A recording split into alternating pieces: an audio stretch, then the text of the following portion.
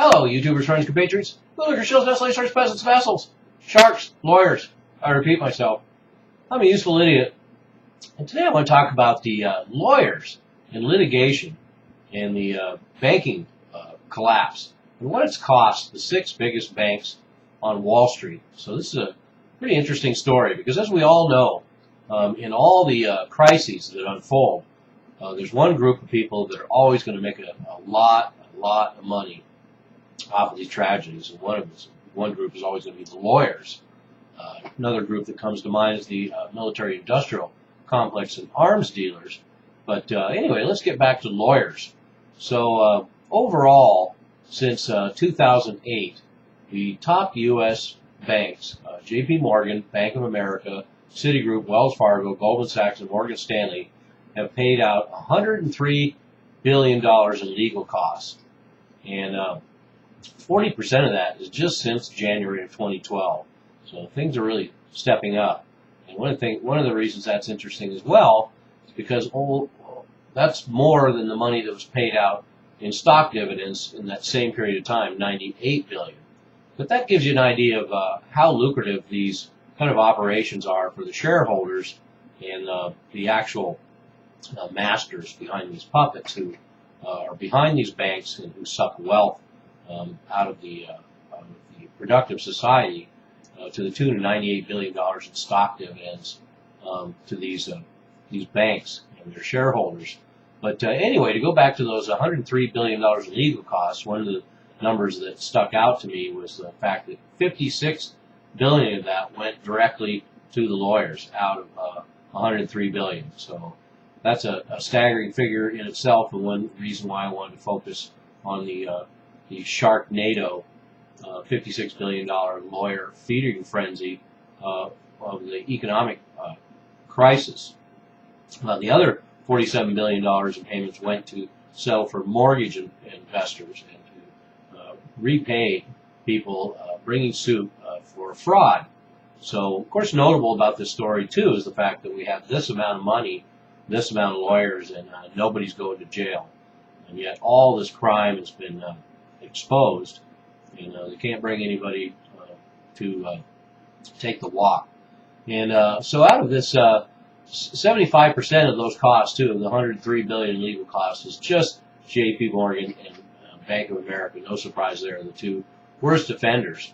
And they say that investigators may be stepping up efforts now that the economy has recovered and the solvency of the nation's banks is no longer in doubt. Well, first of all, the economy hasn't recovered. And, well, it's recovered for them, but it's still built on smoke and mirrors. And the solvency of the nation's banks is still in doubt. And but we have no prison terms. We have financial slaps on the wrist, even with the staggering numbers that we see. And it appeases the masses. It makes it look like the government's being tough on these bankers. And if they can convince people that these bankers are paying the price, then maybe the populism that's sweeping the country will go away.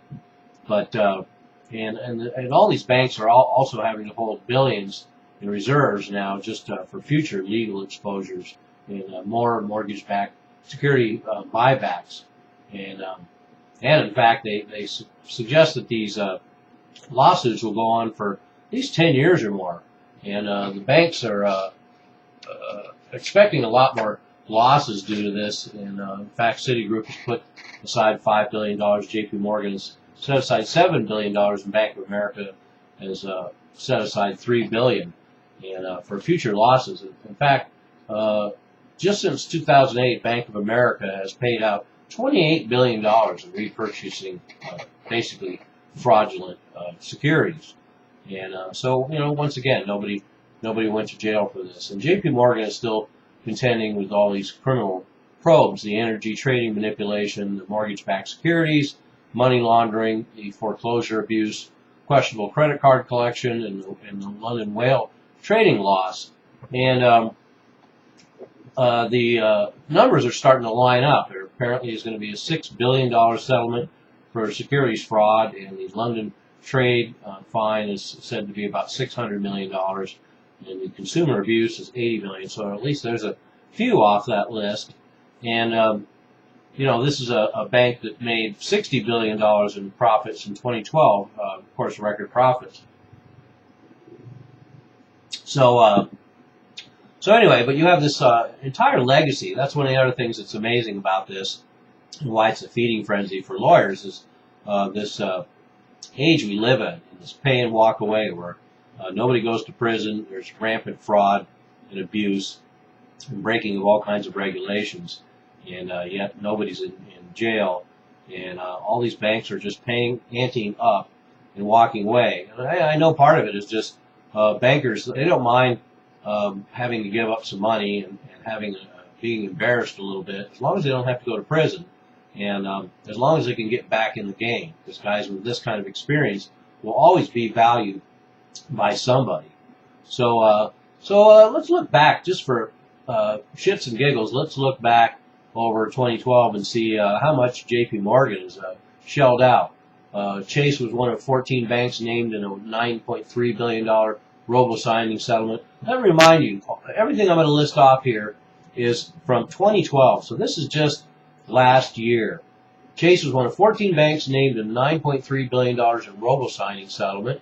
Chase was one of 4 banks in a settlement with the OCC in improper mortgage servicing practices. That was $394 million.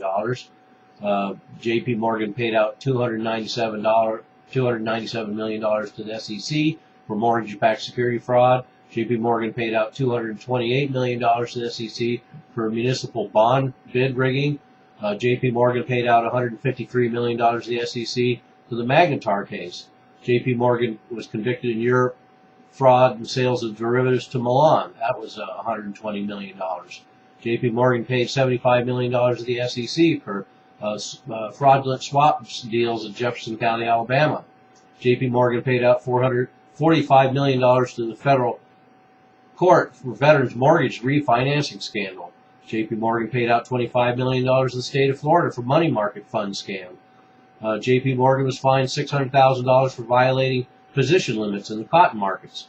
Chase CFTC paid out J.P. Morgan paid out to CFTC $20 million in fines for improper segregation of customer funds, and they lied about the London whale losses and reprimanded for money laundering, and they're under investigation for connections with Madoff as well. So we have this amazing criminal operation, and just like the old mafia, they have the highest paid and most effective lawyers in the business.